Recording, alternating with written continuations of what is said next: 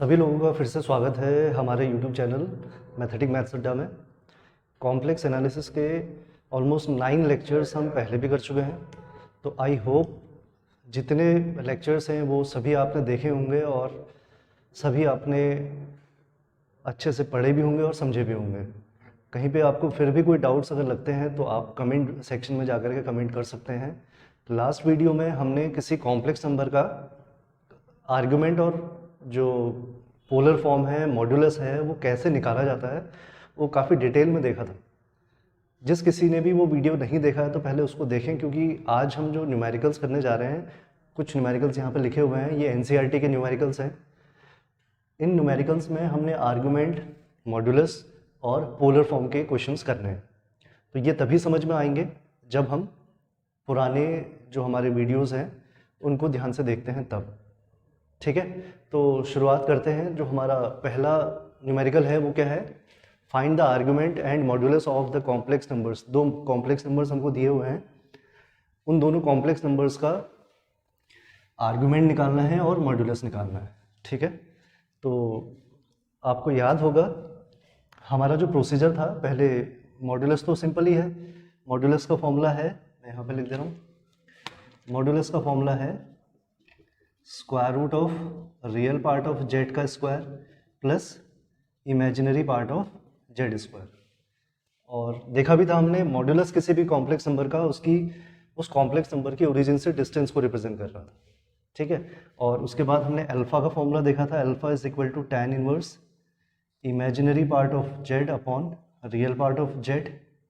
फिर हमने आर्गुमेंट का फॉर्मूला देखा था, अगर एक्स वाई जो है वो फर्स्ट क्वाड्रेंट में है और हम रोटेशन अगर 0 से 2 पाई का ले रहे थे, तो आर्गुमेंट ऑफ जेड या फिर हम कह सकते हैं थीटा, यहाँ पे अल्फा के इक्वल था। सेकंड क्वाड्रेंट में पाई माइनस अल्फा था, थर्ड क्वाड्रेंट में पाई प्लस अल्फा या फिर माइनस पाई प्लस अल्फा अगर हम माइनस पाई से पाई का रोटेशन लेते हैं तो, और फोर्थ क्वाड्रेंट में हमारा माइनस अल्फा था।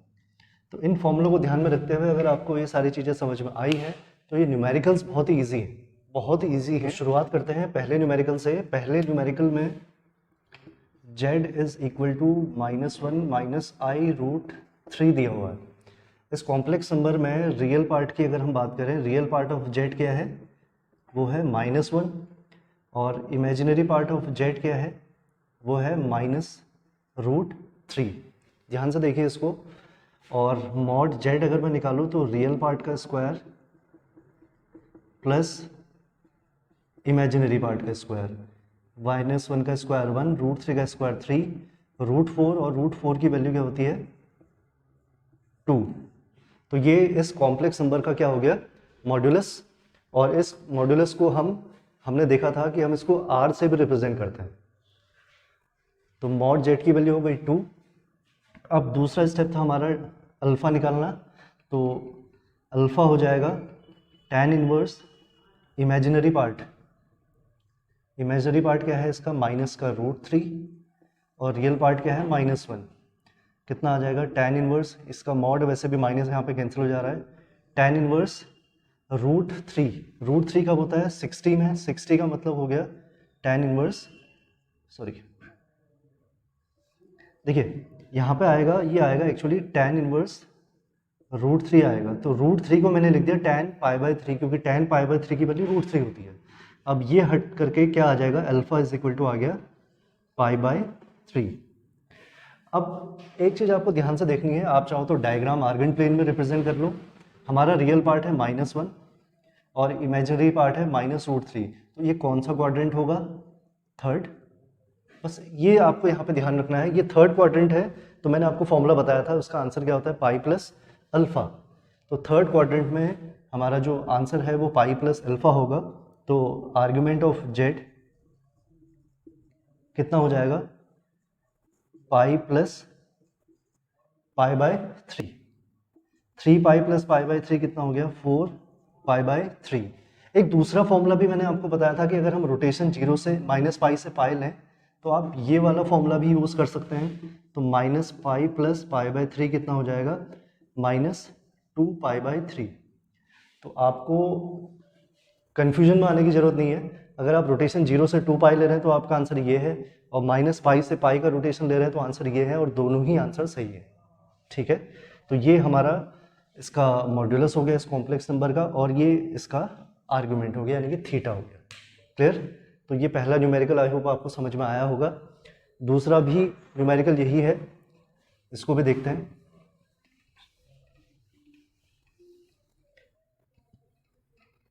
देखिए दूसरा न्यूमेरिकल क्या है, -√3 प्लस आयोटा, इसका रियल पार्ट हो गया माइनस का √3। इमेजिनरी पार्ट की बात करें तो बहुत से लोग गलती क्या करते हैं, इमेजिनरी पार्ट को आयोटा ही ले लेते हैं, लेकिन इमेजिनरी पार्ट हमेशा आई का जो कोफिशिएंट है वो होता है, और आई का कोफिशिएंट यहाँ पे कितना है 1, तो इमेजिनरी पार्ट इसका हो गया 1। तो मॉड क्या हो जाएगा, रियल पार्ट का स्क्वायर प्लस इमेजिनरी पार्ट का स्क्वायर, तो ये फिर से आ जाएगा 4, और 4 का स्क्वायर रूट कितना हो गया 2। ठीक है, अब निकालेंगे अल्फ़ा। अल्फ़ा का formula tan inverse modulus imaginary part upon real part, तो ये tan इनवर्स 1/√3 हो जाएगा, और tan की वैल्यू 1/√3 कब होती है, 30 डिग्री में। तो 30 डिग्री को हम क्या लिखते हैं, tan π/6। 1/√3 की जगह मैंने tan π/6 क्यों लिखा, क्योंकि tan π/6 की वैल्यू 1/√3 होती है। तो ये हट करके क्या आ जाएगा, अल्फा आ गया π/6। लेकिन फिर से हम देखते हैं एक वैल्यू नेगेटिव, x नेगेटिव यहाँ और y पॉजिटिव है, तो यानी कि ये सेकंड क्वाड्रेंट होगा, और सेकंड क्वाड्रेंट के लिए फॉर्मूला क्या है, पाई माइनस अल्फा। तो आर्ग्यूमेंट ऑफ z हो जाएगा theta pi minus π/6, 6 pi minus π/6 यानी कि 5 π/6।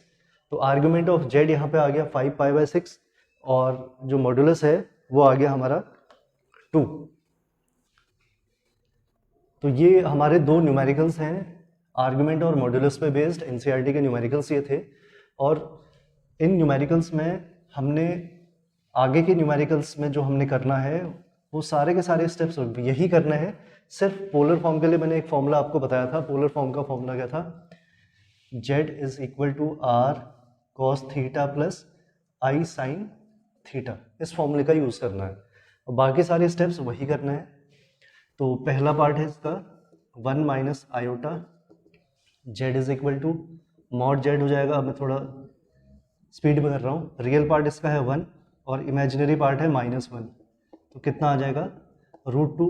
यही मॉड z क्या होता है, r होता है, ओरिजिन से इसकी डिस्टेंस। अब हम अल्फा निकालेंगे, tan inverse mod imaginary part क्या है -1, रियल पार्ट क्या है 1, तो tan इनवर्स 1 आ गया।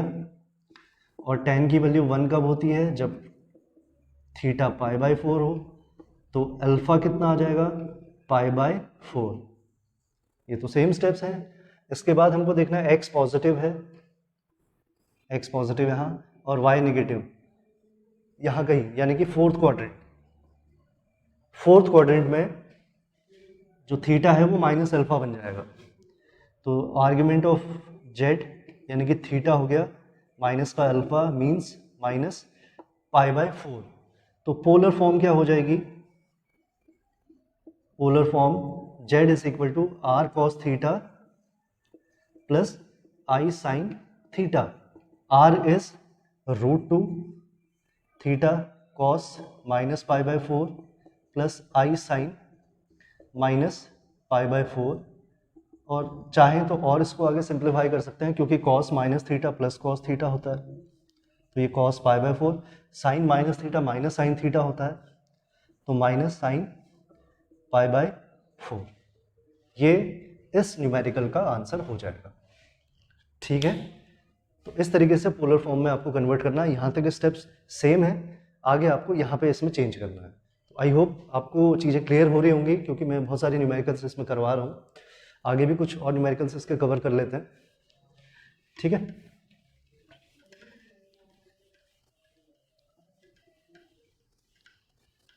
देखिए अगला इसको ले लेते हैं पहले, आयोटा। z = आयोटा मीन्स इसको मैं 0 प्लस आयोटा लिख सकता हूँ। रियल पार्ट इसमें 0 है और इमेजिनरी पार्ट 1 है, तो मॉड जेड 0 का स्क्वायर प्लस 1 का स्क्वायर कितना आ गया 1, यानी कि ये r की वैल्यू हो गई। Alpha tan inverse imaginary part upon real part, यानी कि tan इनवर्स इन्फिनिटी, और tan इन्फिनिटी कब होता है, tan इन्फिनिटी होता है π/2 पे। ठीक है, तो अल्फा इज इक्वल टू हो गया π/2। ठीक, अब कौन सा क्वाड्रेंट होगा, इसमें आपको बिल्कुल भी घबराने की जरूरत नहीं है। अगर मैं इसको कार्टेशियन में बात करूं तो ये 0,1 है, और 0,1 कहाँ आएगा, 0,1 यहाँ आएगा, आएगा नहीं आएगा। और इस केस में ये जो एंगल बन रहा है, ये एंगल कितना है साफ साफ देखने से पता लग रहा है हमको। तो सीधा सीधा आर्गुमेंट ऑफ जेड, यहाँ पे आपको कुछ करने की जरूरत ही नहीं है, ये हो गया π/2। तो पोलर फॉर्म क्या हो जाएगी, पोलर फॉर्म हो जाएगी r यानी कि 1 cos π/2 प्लस i sin π/2। ठीक है, तो ये हो गया 5th वाला न्यूमेरिकल। एक सिर्फ वो न्यूमेरिकल लेते हैं जिसमें सिर्फ रियल पार्ट हमको दिया हुआ है।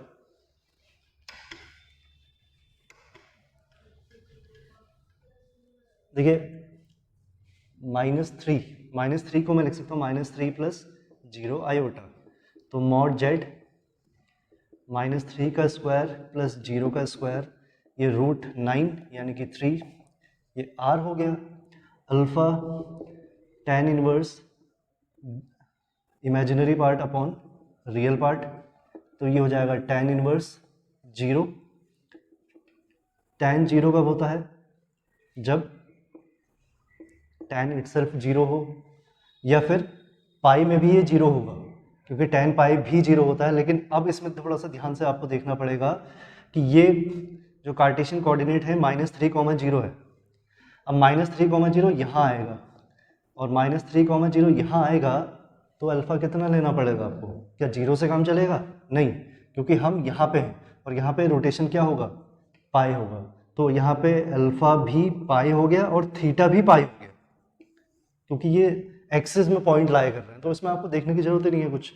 पोलर फॉर्म क्या हो जाएगी, r यानी कि 3 cos pi plus i sin पाई, ये इसकी पोलर फॉर्म हो गई। ठीक है, -3 की। अगर इस -3 में और आयोटा में आपको कोई भी प्रॉब्लम अभी भी लगती हो तो आप कमेंट सेक्शन में जाकर के पूछ सकते हैं। मुझे लगता नहीं कि मैंने यहाँ पे आपको इस एक्सिस की हेल्प से बताया है, तो ये शायद यहाँ पे आपको पूरा क्लियर हो चुका होगा। तो एक और इन दोनों में से कोई भी एक न्यूमेरिकल और कर लेते हैं, जिससे आपका पूरी पिक्चर पोलर फॉर्म में एटलीस्ट क्लियर हो जाए कि पोलर फॉर्म को हमको कैसे भी कोई भी क्वेश्चन हमसे पूछा जाए तो हम इजीली कर पाए। तो -1 प्लस आयोटा, आई थिंक ये हम कर चुके हैं, तो -1 माइनस आयोटा ले लेता हूँ मैं। ठीक है, तो मॉड जेड हो जाएगा रियल पार्ट का स्क्वायर प्लस इमेजिनरी पार्ट का स्क्वायर, ये आ गया √2। देखिए आप जैसे जैसे न्यूमेरिकल करते हुए जाते हैं तो आपकी स्पीड ऑटोमेटिकली बढ़ जाती है।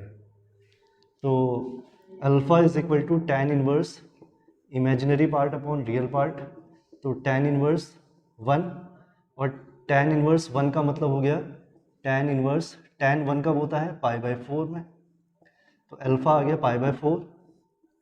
अब आप देखेंगे दोनों नेगेटिव हैं, x भी नेगेटिव y भी नेगेटिव, यानी कि थर्ड क्वाड्रेंट में थीटा क्या होता है, pi plus alpha, pi plus π/4 कितना आ गया 5 π/4। ये वाला फॉर्मूला भी यूज़ कर सकते हैं आप। तो पोलर फॉर्म क्या हो जाएगी, r यानी कि √2 cos 5 π/4 प्लस i sin 5 π/4। ठीक है, ये इसकी पोलर फॉर्म होगा। तो आपको ये वीडियो कैसा लगा, कैसे ये न्यूमेरिकल्स आपको समझ में आए या नहीं आए, आप कमेंट सेक्शन में ज़रूर बताइएगा। इसके आगे के वीडियो में हम मॉड्यूलस की और आर्गुमेंट्स की प्रॉपर्टीज़ पर डिस्कशन करेंगे।